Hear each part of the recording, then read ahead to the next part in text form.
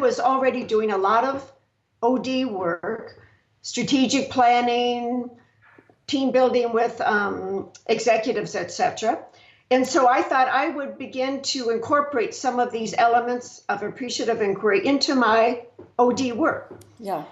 And the very first client that I did, so you start off as opposed to the traditional approach to change, which was more or less identify what our problems are, and then talk about them and see if we can find solutions.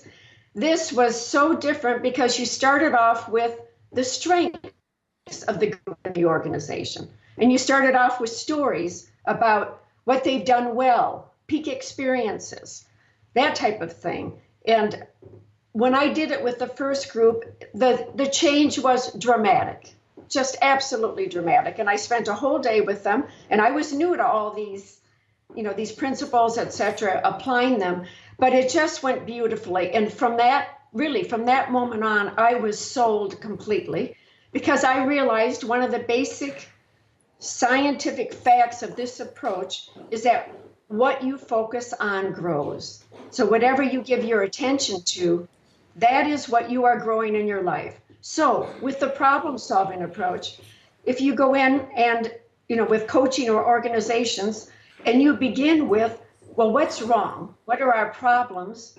Guess what? That is what you are going to begin to grow in that organization. Versus, what are we doing right? What's our vision? What do we want? How are we going to get there? And then that just leads down a completely different path. Yeah. I mean, it brings up much more positive emotion, because if I ask you what's wrong, you're going to feel negative emotion. If I ask you what's right, you're going to feel more positive emotion.